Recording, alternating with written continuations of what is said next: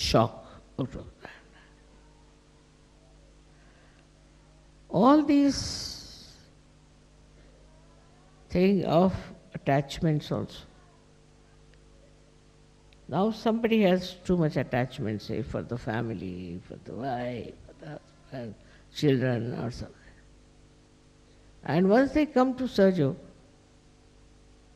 still they have same amount of attachment. All right, doesn't matter. But how far they will go with that attachment, how long it will continue is the point. You should be detached. If I say you cannot be, it's a state.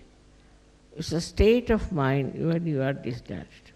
But when it comes to doing something for them, you will go all out to help them.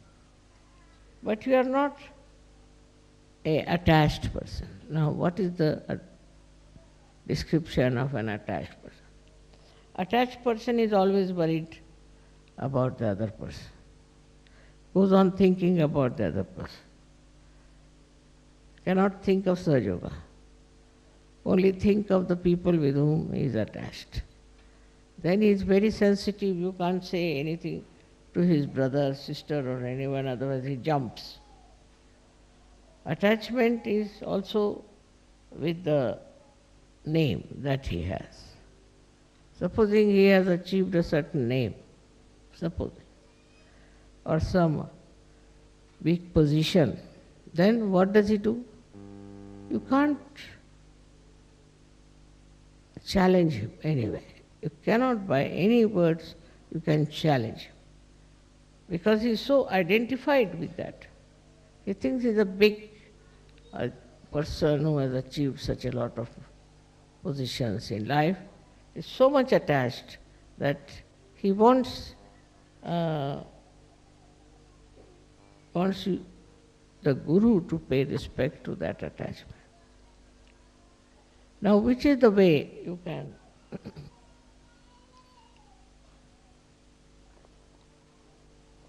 solve that problem?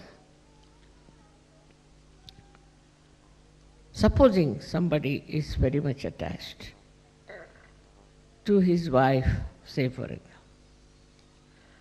then you should not discuss and argue with that person, not at all. Because he is still coming up slowly up to this stage. Such a person is not absolutely a perfect Sahaja. So what do you have to do? If he is attached to his wife, let it be. But the divine will work it out. And he will realize that what he has been thinking, doing, and taking decisions is all wrong. And once he discovered it himself, then he will get detached. But if you go on telling him anything and try to argue it out, it will never work out. So you must understand that as human beings, whatever we were, also as Sahajogis, we have problems. And these should be slowly should be dissolved. Not by argument, not by saying things, but by love and compassion. If you have love for a person, you will be amazed, 99% people value love.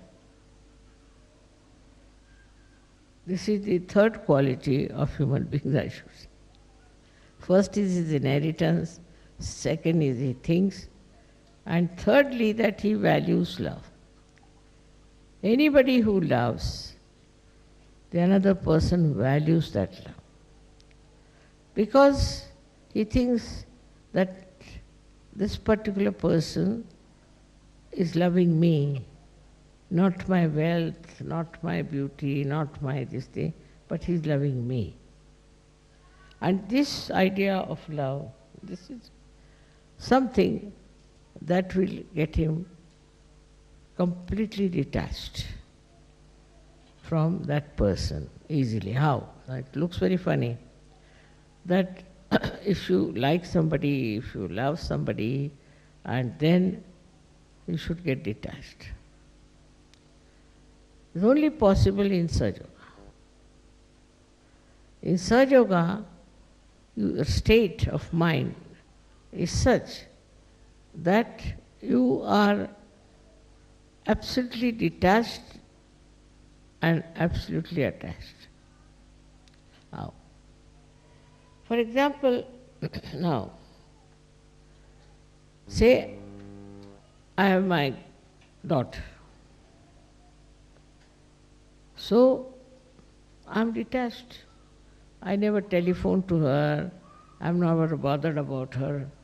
Because in Sahaja Yoga, you know how is that person. If the vibrations are right, why should you telephone? Why should you talk to her? Why should you ask for anything? No need. Only on vibrations you will know how the person is. And so it will seem that you are absolutely detached. But when you will find the vibrations are showing or are indicating something serious about that person, what you will do, will put full attention to that. Full attention. We put attention, but not attachment. So the attachment doesn't solve the problem. What solves the problem is attention. But when you are not detached, then your attention is attached attention. It's an attention that is not available to everyone, an attention that gets stuck, absolutely stuck into that person with whom you are identified. Try to understand. So to be identified with someone is not actually what we can say paying attention to that person. And then your attention will work. If you are of that level, whenever you put attention to that particular person who needs your attention, it will work. But if you are all the time wasting your attention on a person because you are attached to that person, your attention will be tired.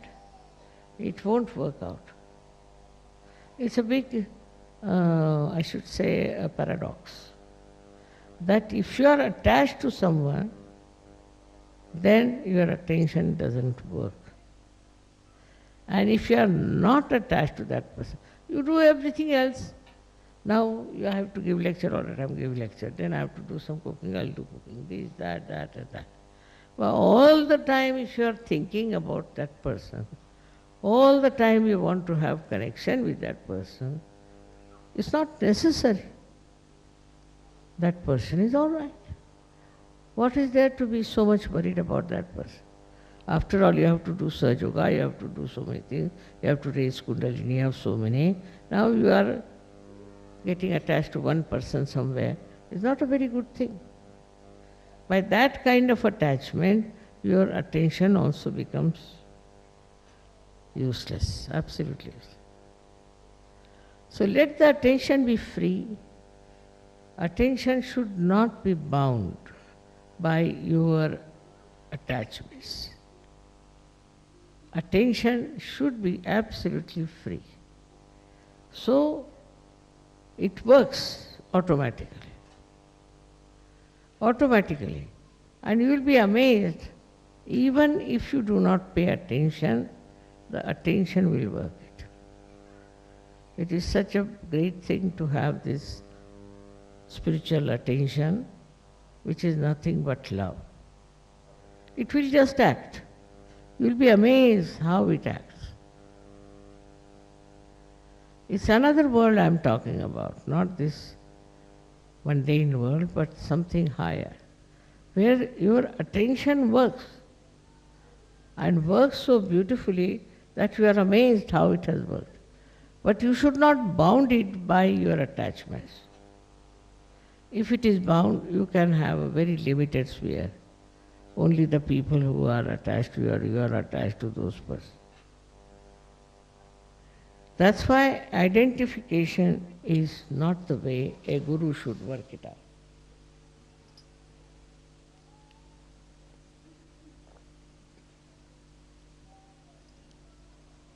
Now, there are 10 disciples and one guru.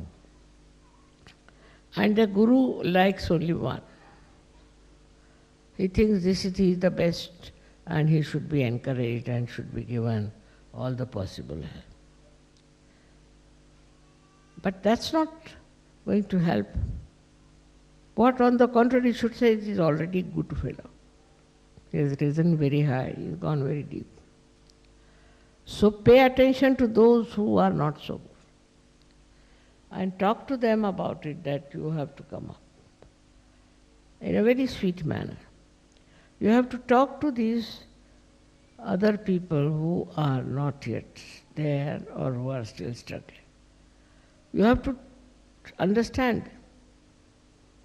You have to notice what are they doing? Why is it they are not improving or rising in their attention? What is the problem? Why the divine is not flowing through them? And you will find the reason for this is that people do not have good attention is because it is focused on someone all the time. They feel this is their responsibility, that it should be focused. It's just to give an explanation, it's just an explanation to say that, see, naturally I have to be worried about this and worried about that. It's just an explanation.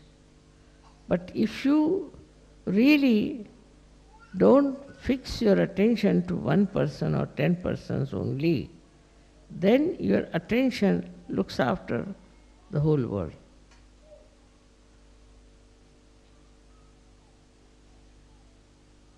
It receives all the information and also it gives all the information what is to be done to correct the situation. So one has to rise into that state where you do not get angry, annoyed, upset.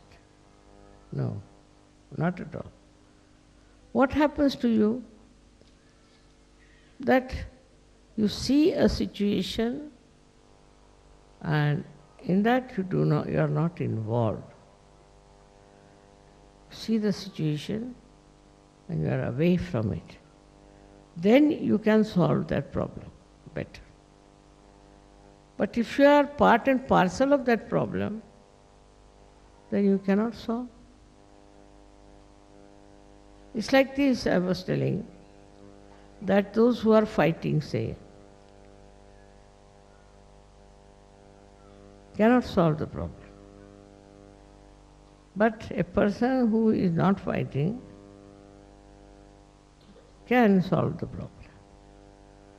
So it's a very simple thing to understand that if you are identified, if you are involved with one person or with one kind of a thing, then you are lost.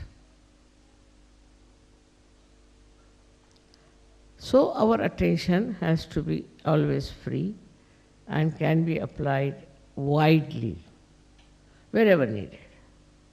That is the state one has to reach. If you reach that state of mind, it's not I'm saying you can do anything about it, it's just a state of mind. Now, how do we do that? Only through introspection. Through introspection, you will understand that you need help to solve your problems. Firstly, the problem is how to face yourself, because you are a little bit shy or maybe nervous about it. As the time comes, you'll be amazed that this nervousness has no meaning at all. When you try to be deliberate about it, then it won't work out. But if you are sahaj, it will work out. So we come to the second point, apart from the attention, that we should